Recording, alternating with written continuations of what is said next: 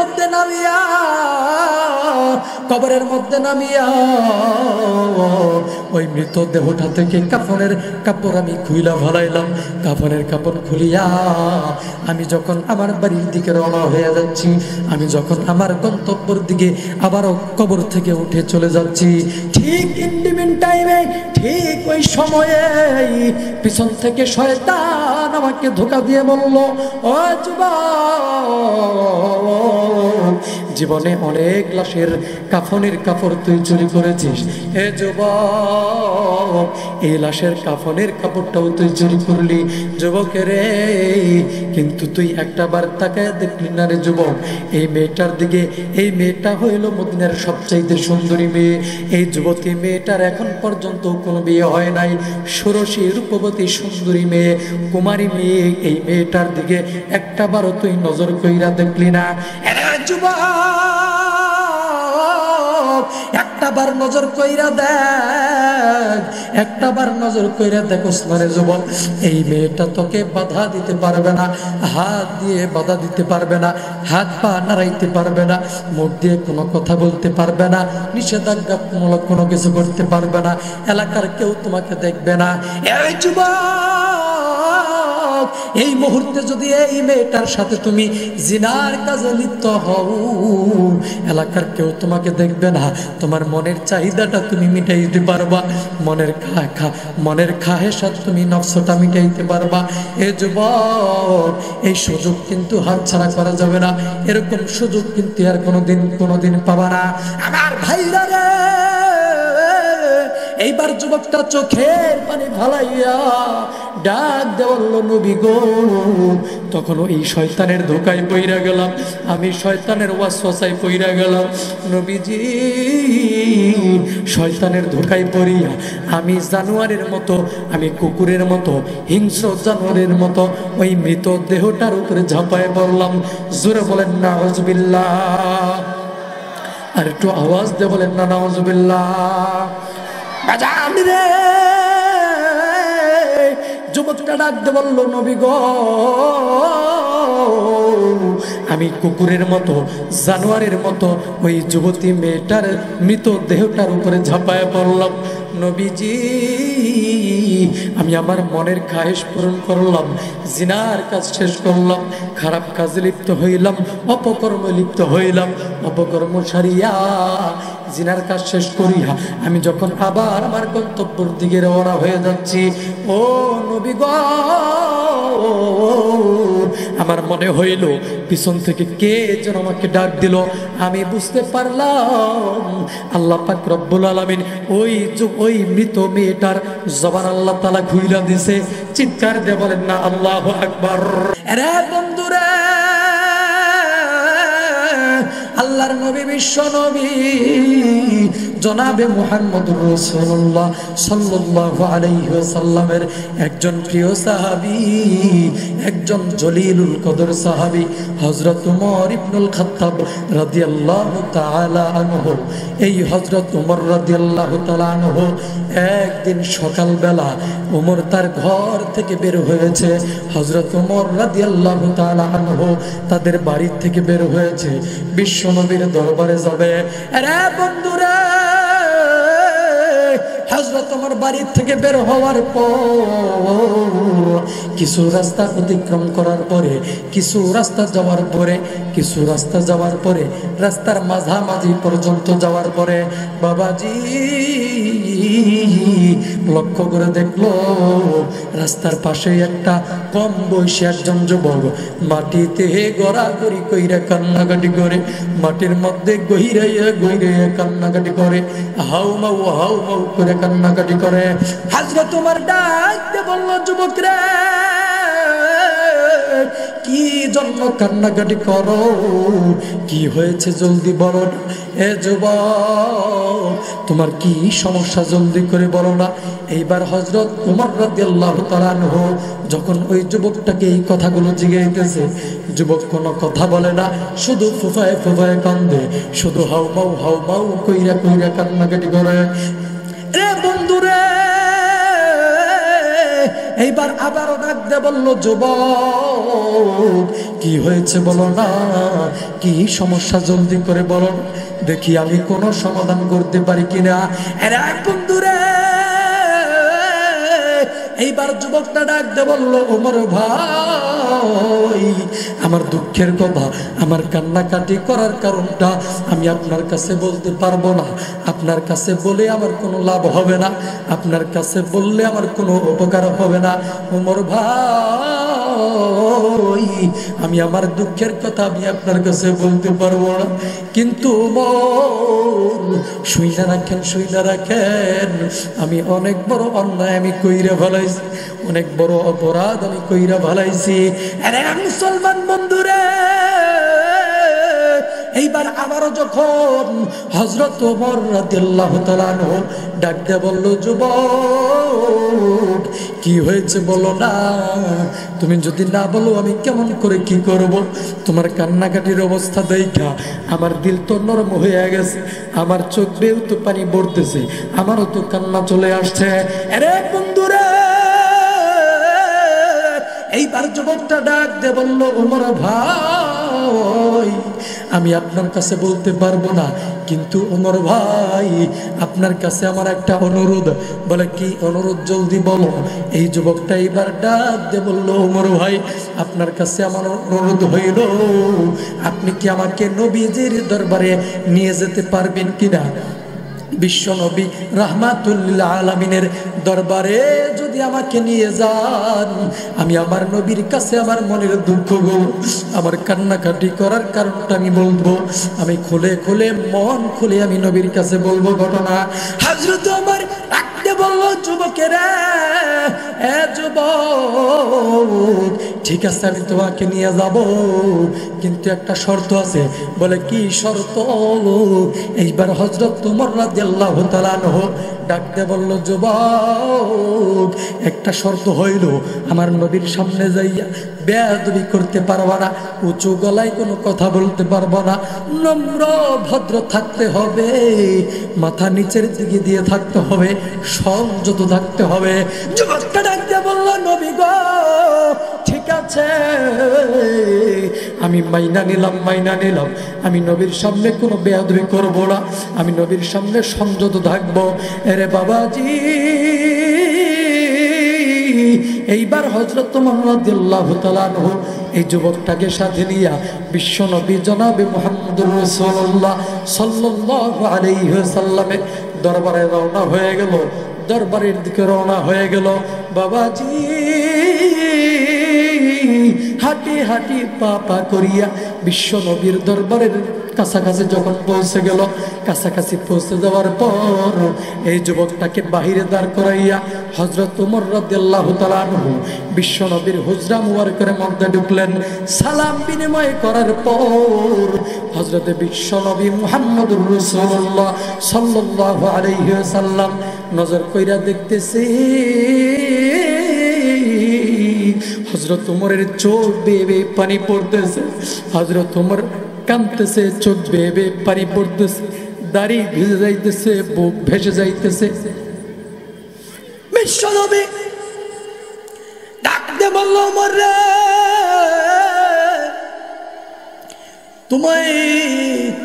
তোমাকে কোনোদিন কান্নাকাটি করতে দেখি নাই। ওমর রে, তুমি তো কঠিন দিলের সাহাবী, শক্ত দিলের সাহাবী, তুমি কেন কান্নাকাটি করো? কি হয়েছে জলদি বলো না রে ওমর। তোমাকে কি কেউ গালি দিছে কিনা? তোমাকে কেউ মারছে কিনা? তোমাকে কি কেউ কোনো খারাপ কথা বলছে কিনা? হযরত ওমর ডাকতে বলল, নবী গো, না গো নবী না, আমাকে কেউ গালি দেয় নাই, আমাকে কেউ প্রহার করে না, আমাকে কেউ কোনো কটু কথা বলে নাই গো নবীজি। বলে, তাহলে হ্যালো তুমি কান্দো কেন? এবার হযরত ওমর রাদিয়াল্লাহু তাআলা আনহু ডাক দিয়ে বললেন, নবীজি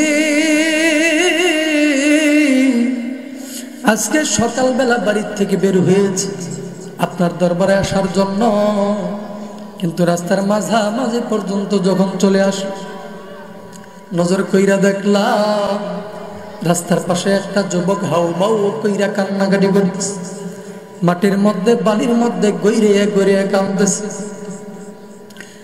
আমি যুবকটাকে ডাকতে বললাম, যুবক রে কি হয়েছে বলো না, কিসের জন্য কান্নাকাটি করো, তোমার কি সমস্যা বলো না রে যুবক। ওগো নবীজি, তখন আমাকে ওই যুবকটা ডাকতে বললো, মরো ভাই, আমি আমার দুঃখের কথা আপনার কাছে বলতে পারবো না, আপনার কাছে বললে আমার কোনো লাভ হবে না। আরে বন্ধু,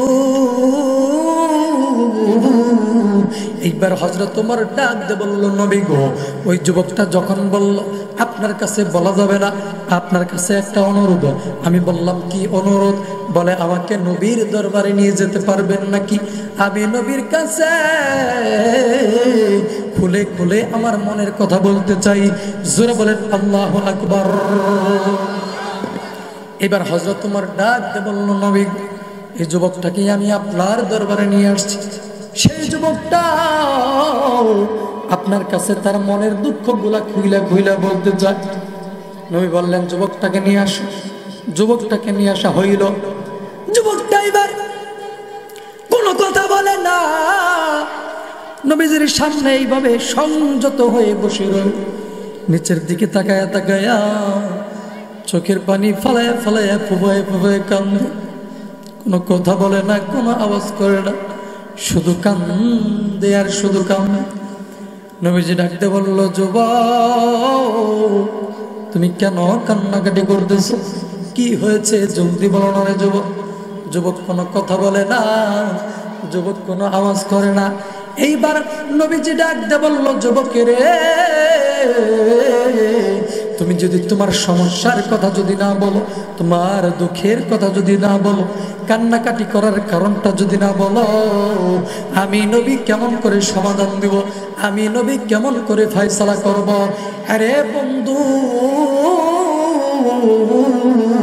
এইবার যুবকটা ডাক দিয়ে বলল, নবী গো, আমি জীবনে অনেক বড় গুনাহ কইরা ফেলাইছি, অনেক বড় অন্যায় আমি কইরা ফেলাইছি গো নবীজি, অনেক বড় নিকৃষ্ট গুনাহ আমি কইরা ফেলাইছি। এইবার বিশ্বনবী ডাক দিয়ে বলল, যুবকের রে, তুমি কি গুনাহ করছো বলো না? যুবক বলে, না গো নবী না, আমি যে গুনাহ করছি, যে অপকর্ম করছি, এই অপকর্মের কথা মধ্যে বলতে গেলে লজ্জা লাগে গো নবীজি। আপনাদের খারাপ লাগতেছে? কষ্ট পাইতেছেন? জোরে কোন আল্লাহু আকবার। ছোট ভাইরা কথা বলো না, কথা বললে ডিস্টার্ব হবে। প্রিয় মুহতারাম হাজরিন, আজকের মাহফিল চলবে না চলবে না? জোরে বলেন, চলবে কি চলবে না? তাহলে আমি বলবো আজকের মাহফিল, আপনারা বলবেন চলবে চলবে। আজকের মাহফিল এরকম ভাবে বললে চলবো না, আরো জোরে বলতে হবে, আজকের মাহফিল কতক্ষণ চলবে? সারা রাত। সারা রাত আপনারা বই থাকেন, আমি একটু কই আর যাবো গা, আপনারা বই থাকেন সারা রাত। আল্লাহ পাক যতক্ষণ তৌফিক দেয়, যেরকম আমিন। আর একটু জোরে বলেন আমিন। এইবার যুবকটা বলতেছে, নবীজি, আমি এমন গুনাহ করছি, যে গুনার কথা, যে অপরাধের কথা বলতে আমার শরম লাগে, লজ্জা লাগে। নবীজি, এরকম নিকৃষ্ট কাজ, নিকৃষ্ট গুনাহ, নিকৃষ্ট অপরাধ কোনো মানুষ করতে পারে না, কিন্তু আমি এটা করে ফেলাইছি। আমার ভাইরা, আমার বন্ধুগণ, বিশ্বনবী এবার ডাক দিয়ে বলল, যুবক রে,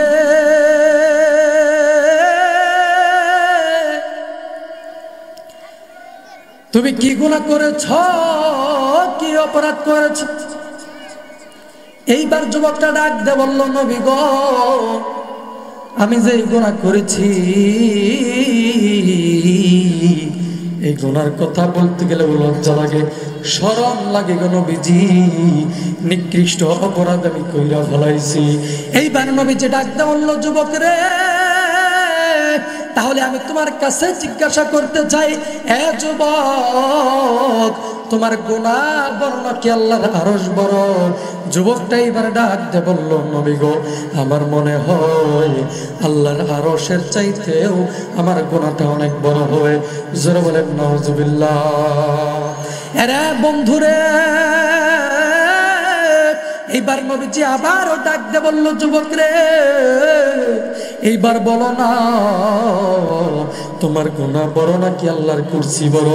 আরশ কুরসি লৌহ কলম বড় নাকি তোমার গুনাহ বড়? যুবকটা এইবার ডাক দিয়ে বলল, নবী গো, আমার মনে হয় আল্লাহ পাক রব্বুল আলামিনের আরশ কুরসি লৌহ কলম সব কিছুর চাইতে আমার গুনাহটা বড় হবে। এত বড় নিকৃষ্ট গুনাহ আমি কইরা ফেলাইছি। নবীজি এবার ডাক দিয়ে বলল, যুবক রে, তোমার গুনাহ বড় নাকি আল্লাহর জমিন বড়? এই দুনিয়া বড় নাকি তোমার গুনাহ বড়? যুবকটা এবার ডাক দিয়ে বলল, নবী গো, আমার মনে হয় দুনিয়ার সব কিছুর চাইতেও আমার গুনাহ লক্ষ লক্ষ কোটি কোটি গুণ বড় হবে। জোরে বলেন না নাউজুবিল্লাহ। আজান রে, এইবার আল্লাহর নবী, বিশ্ব নবী মুহাম্মদুর রাসূলুল্লাহ সাল্লাল্লাহু আলাইহি ওয়াসাল্লাম যুবককে ডাক দিয়ে বলল, যুবক, তুমি শুনে রাখো, শুনে রাখো, আমি বিশ্ব নবী রাহমাতুল লিল আলামিন ঘোষণা কইরা দিলাম, আমি নবীজি বইলা দিলাম, তোমার গুনাহ যতই বড় হোক না কেন, তোমার গুনার চাইতে আল্লাহ পাক রব্বুল আলামিনের দয়া মায়া ক্ষমা লক্ষ লক্ষ কোটি কোটি গুণ বড়। জোরে বলেন সুবহানাল্লাহ। আর একটু আওয়াজ দিয়ে জোরে বলেন না সুবহানাল্লাহ। আমার ভাইরা, আমার বন্ধুরে, এইবার নবীজি ডাক দিয়ে বলল, যুবক রে, সমস্যা নাই, সমস্যা নাই, জলদি করে বলো তোমার কি গুনাহ হয়েছে, কি অপরাধ করেছো, জলদি বলো না যুবক। যুবকটা এবার ডাক দিয়ে বলল, নবী গো, আমি যে গুনাহ করেছি সেই গুনাহটা হলো অতি নিকৃষ্ট গুনাহ। তাহলে নবী শুনেন, আমি কি এমন অমানবিক কাজ আমি কইরা ফেলাইছি, কি এমন অন্যায় নিকৃষ্ট গুনাহ আমি কইরা ফেলাইছি? নবীজি,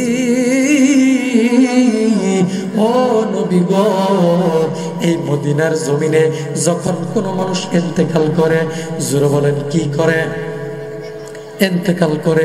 এই মদিনার জমিনে যখন কোনো মানুষ ইন্তেকাল করে, কোনো মানুষ যখন মারা যায়, দুনিয়ার থেকে বিদায় হয়ে যায়, ও নবী গো,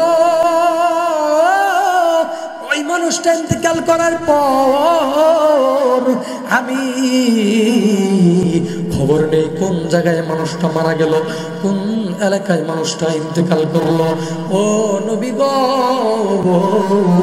ওই মানুষটা ইন্তেকাল হয়ে যাওয়ার পরে মানুষটার আত্মীয় স্বজন, গ্রামের এলাকার সমস্ত আপনজন, কাছের জন, দূরের জন, সব মানুষেরা মিলিয়া ওই মানুষটাকে যখন কবরস্থানের মধ্যে দাফন করে চলে যায়, দাফন করে চলে যাওয়ার পর রাত্রি যখন গভীর হইয়া যায়, নবী গো, রাত্রি গভীর হয়ে যাওয়ার পরে আমি রাত্রি গভীর বেলায় ওই গুরুস্থানের সামনে যাই।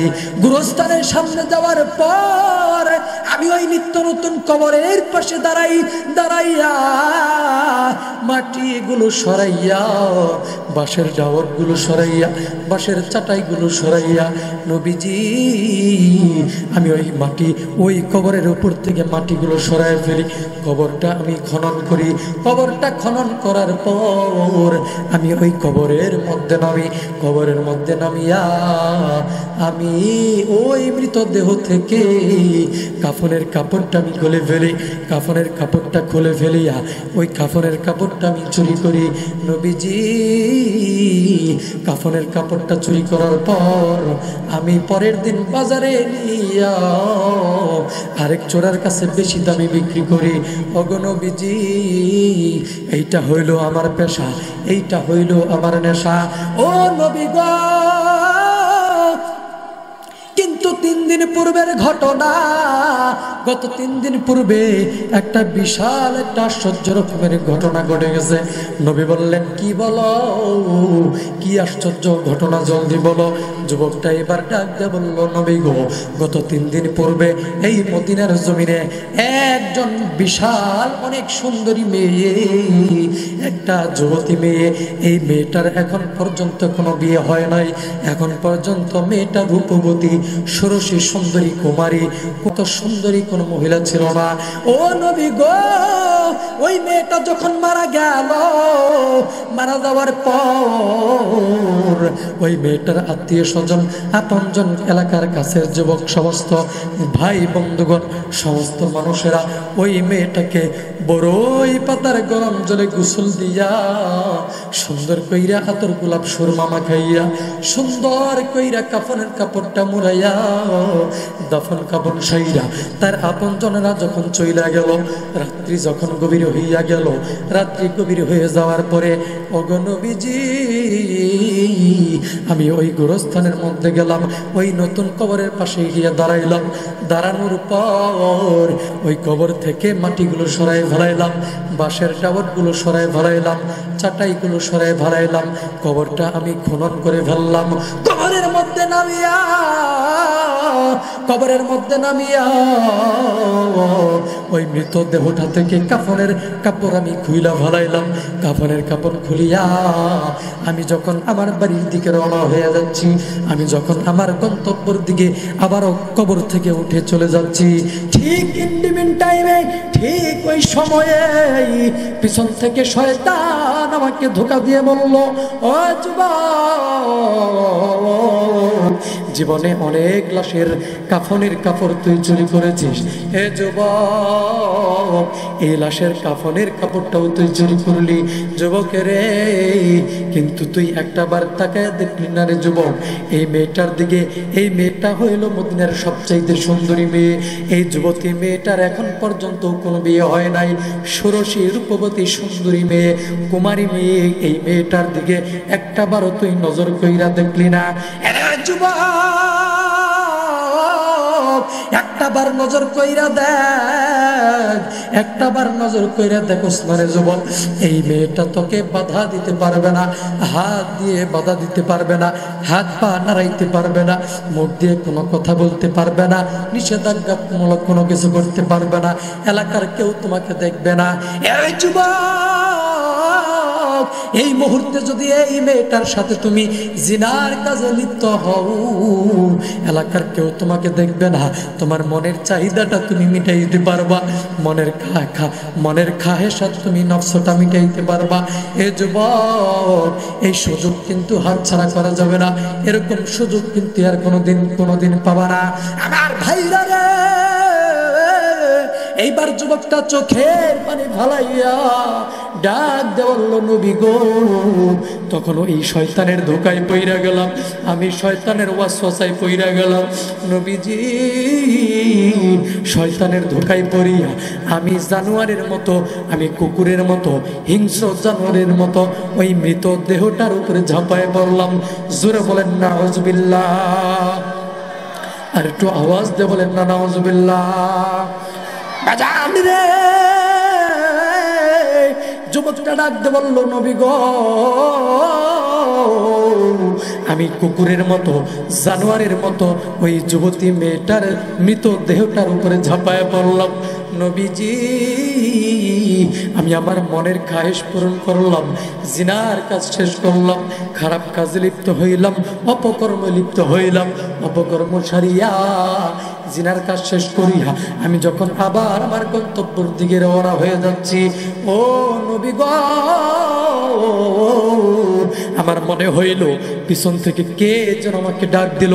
আমি বুঝতে পারলাম আল্লাহ পাক রব্বুল আলামিন ওই মৃত মেয়েটার জবান আল্লাহ তাআলা ঘুইরা দিছে।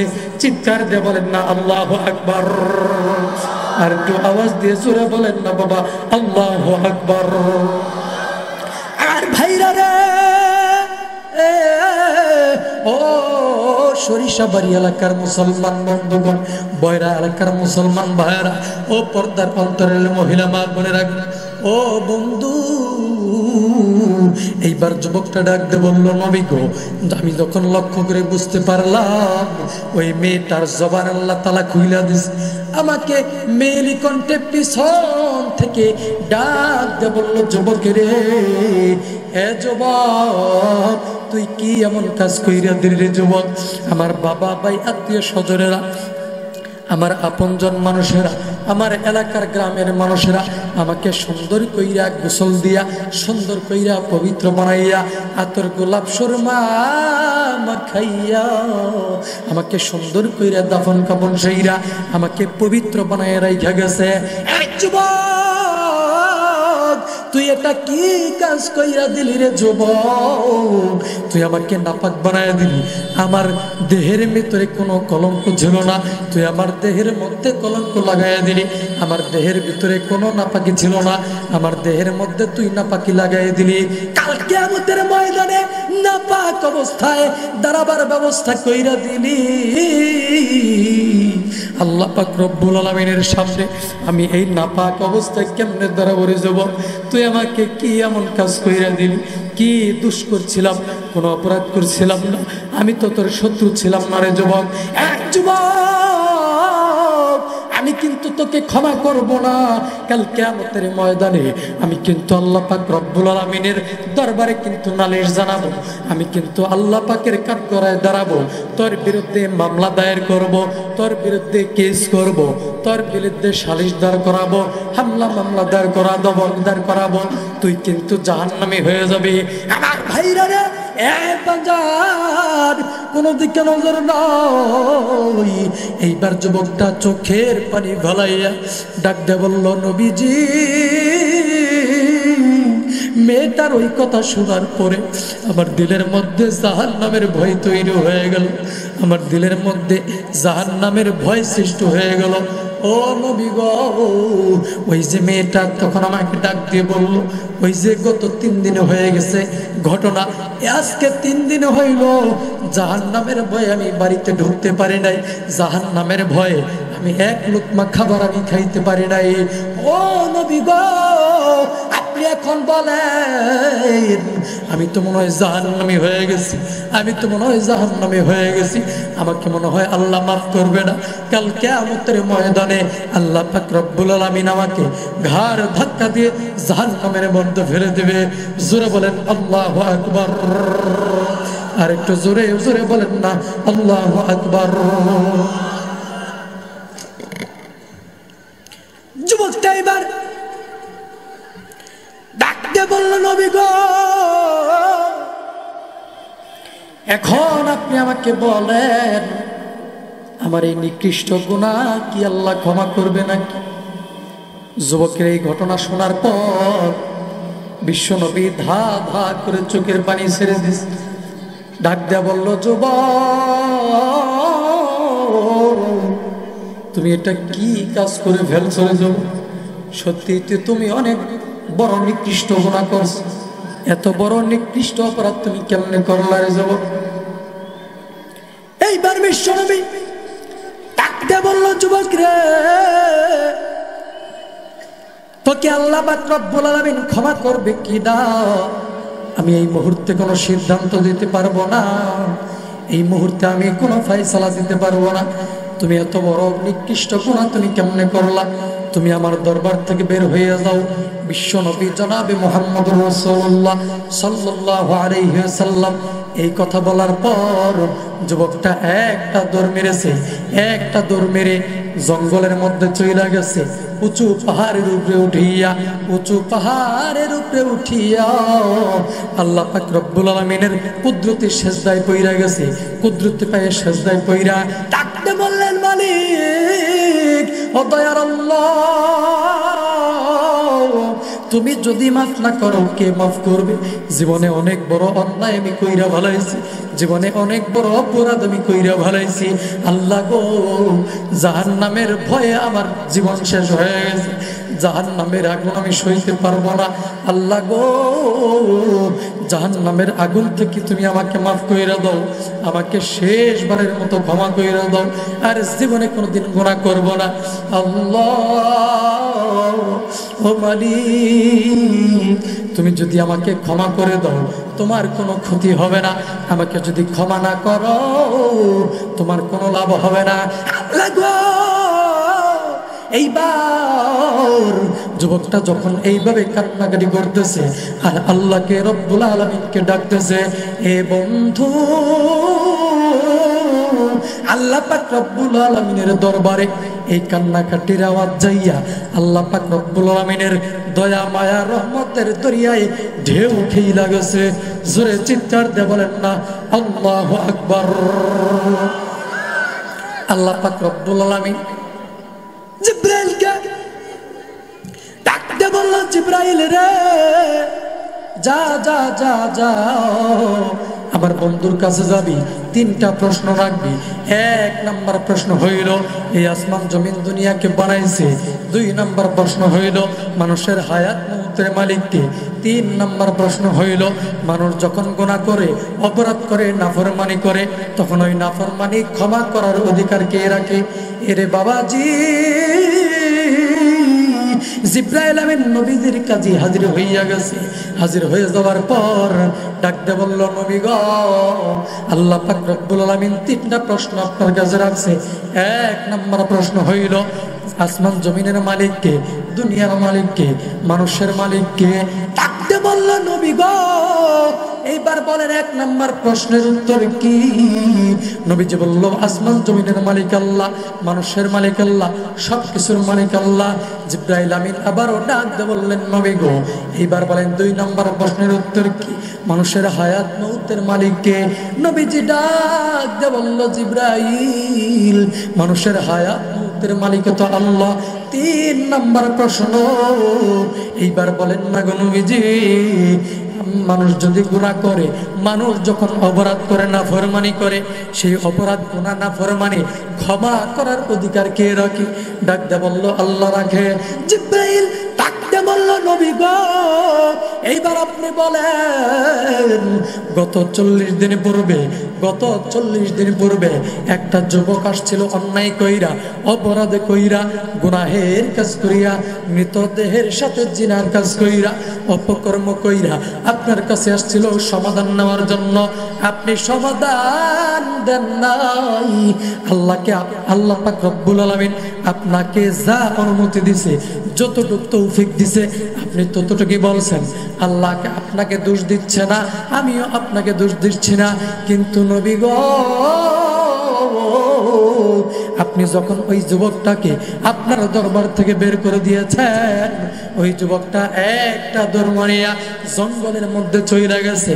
জঙ্গলের মধ্যে যাইয়া উঁচু পাহাড়ের উপরে উঠিয়া একদিন নয়, 2 দিন নয়, 3 দিন নয়, 1 সপ্তাহ নয়, 2 সপ্তাহ নয়, 3 সপ্তাহ নয়, লাগাতারে 40 দিন পর্যন্ত, একাধারে 40 দিন পর্যন্ত তাওবাতান নাসুহা করছে। এমন খাটিয়ে দিলে তওবা করেছে, এমন ভাবে কান্নাকাটি করেছে, আল্লাহ পাক রব্বুল আলামিন তার তাওবাতান নাসুহা কবুল আর মঞ্জুর কইরা নিছে। জিন্দেগীর সব গুনাহ ক্ষমা করে দিয়ে জান্নাতের সুসংবাদ দিয়ে আমায় জিব্রাইলকে পাঠিয়ে দিছে।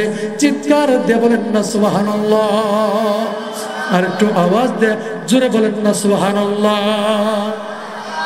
গমচো বেনি জুদে ইস্তেগফার কুন, গম্ব আমরে খালকা মুদকার কুন, বাজ আ হর আচে হস্তি বাজ আ, গর কফিরু গিবরু বুত পরস্তি বাজ আ, হর শবে গোয়ম কে ফরদা তরকে সৌদা কো নাম, বাজ চোফর দাশওয়াদ এন রুজরা ফরদা কো নাম, তওবা জু करता है होकर शादिगे দৌড় পাইরা হাইটা যাইতাছি। জোরে বলেন কথা ঠিক না বেঠিক? আর একটু জোরে কোন কথা ঠিক কিনা? কিন্তু আল্লাহর নবী বলছে তাওবা করো, আল্লাহ বলছে তাওবা করো, পরিপূর্ণ ইমানদার না হইয়া মৃত্যুবরণ করিও না, কবরে আইসো না। আল্লাহ বলছে ইয়া আইয়ুহাল্লাযীনা আমানুত্তাকুল্লাহ হাক্কা তুকাতিহি ওয়া লা তামুতুন্না ইল্লা ওয়া আনতুম মুসলিমুন। আল্লাহ বলছে বান্দারে, তোমরা আমি আল্লাহকে ভয় করো, ভয় করার মতো ভয়। আর খাঁটি মুমিন না হইয়া, খাঁটি মুসলমান, খাঁটি ইমানদার না হইয়া তোমরা কবরে এসো না, মৃত্যুবরণ করিও না, জোরে বলেন কথা ঠিক না বেঠিক? কিন্তু আমরা কি করি, কালকে থেকে নামাজ পড়বো নি, না শরীরে আজকে ভালো না, আজকে লুঙ্গিতে সমস্যা আছে, কালকে থেকে মসজিদে যাবো না। এই কালকে কালকে করতে করতে করতে করতে আজরাইল এসে ধরে নিয়ে যায়, কালকে আর আসে না। জোরে কোন কথা ঠিক কিনা? কথা কয় না জোরে কোন কথা ঠিক কিনা? এজন্য আগামীকালকে আমি কি বাঁচবো এটার কোনো গ্যারান্টি আছে? আজকে এই সুযোগ, আজকে এই সময়, আজকেই আল্লাহ মাফ করে দাও, আগামীকালকে থেকে ভালো হয়ে যাব, আগামীকালকে থেকে আর করবো না, এটা বলা যাবে না। এখন থেকেই ভালো হয়ে গেলাম, এই মুহূর্ত থেকে তাওবা করলাম, আর জীবনে করবো না গুনাহ। জোরে বলেন কথা ঠিক না বেঠিক? আর একটু জোরে বলেন কথা ঠিক কিনা?